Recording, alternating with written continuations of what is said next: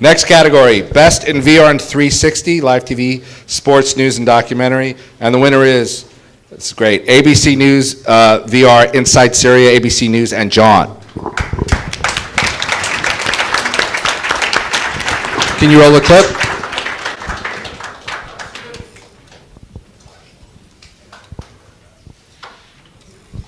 Hey.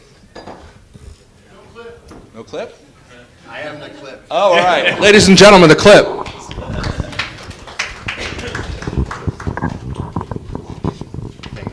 Okay. Do you want to talk about what it was? Sure. First of all, I'm Scott Brook from Jaunt. Yeah, so this was a great opportunity.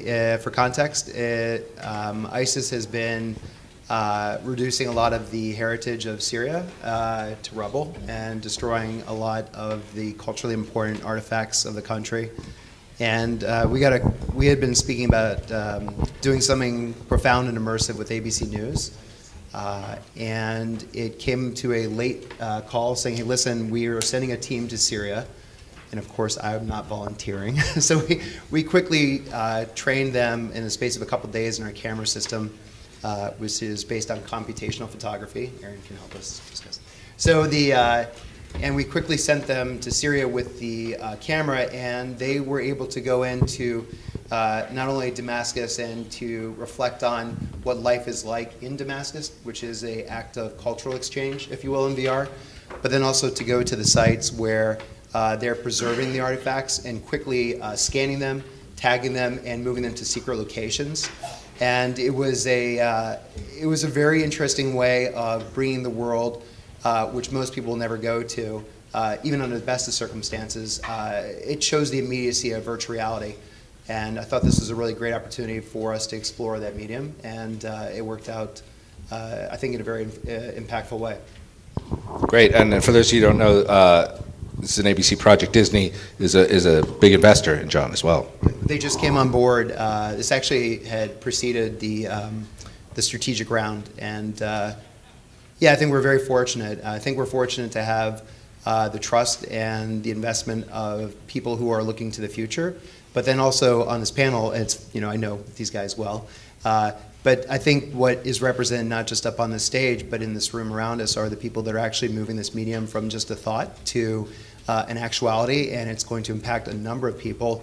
Just the announcement today of Google Cardboard in New York Times getting to 1 million people, with Chris Milk's content. Chris is here somewhere. I mean, Chris deserves a great deal of credit for exploring a lot of these topics and the emotions that go along with it. Chris rightfully and very appropriately put it that this is it really brings out the emotion, or I don't want to steal your words, Chris, and I'm going to mangle them, but it's an empathy machine. And it really has that profound effect on people. And I think his work, and I think the work of a lot of other people, are really going to point the way towards something really important. Awesome. That's Chris Milk from Verse. Are you here, Chris? He's pretty shy. All right.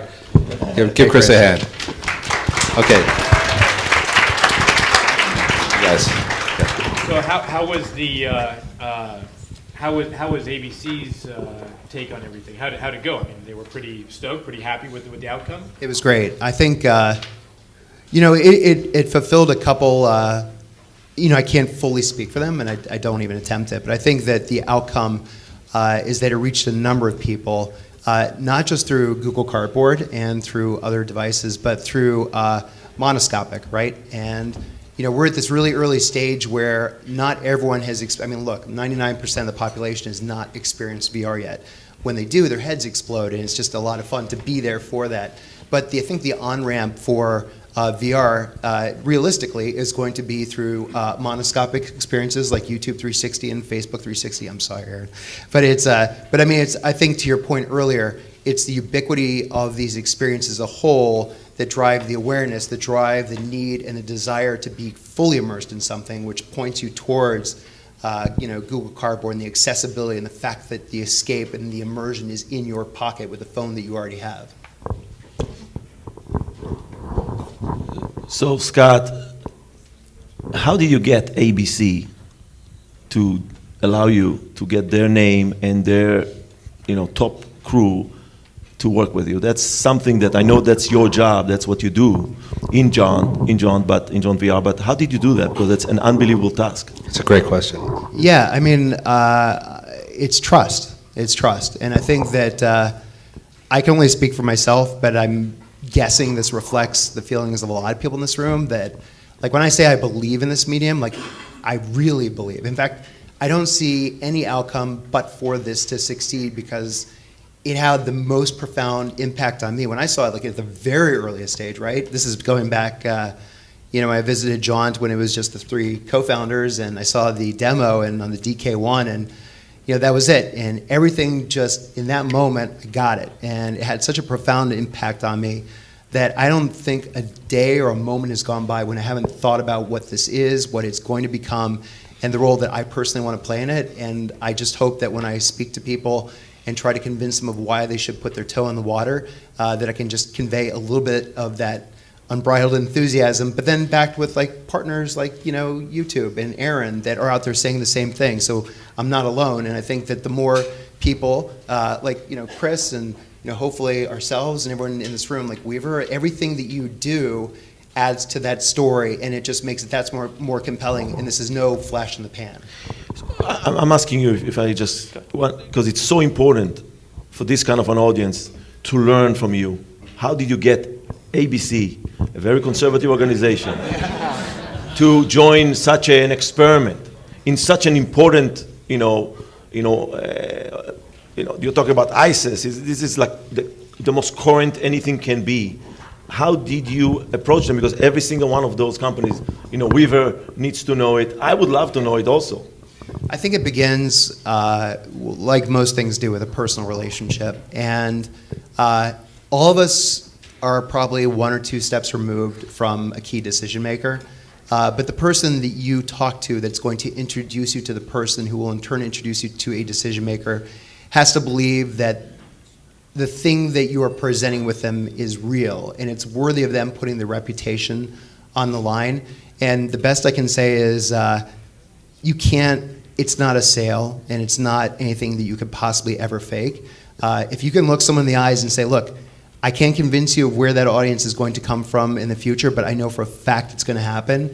And you want to be first because the first people in the space, like everyone, I'm sure a lot of people have this conversation.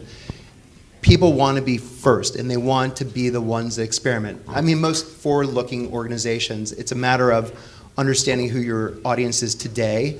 Is it growing, or is it staying steady, or is it shrinking? And if you can't say that it's continually growing, how do you engage in a way that's going to be meaningful? And I can't see anything else on the horizon that matches virtual reality and eventually augmented reality that's going to meet that criteria. Especially given the fact, interestingly, that the median age for news on television is something like 67.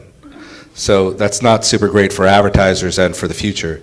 So really, it is things like VR and AR that could potentially radically reinvent the news experience. I completely agree, and I think that Aaron is a friend and a colleague, but just even putting that aside, the impact of having 1 million cardboards distributed in the New York Times is profound.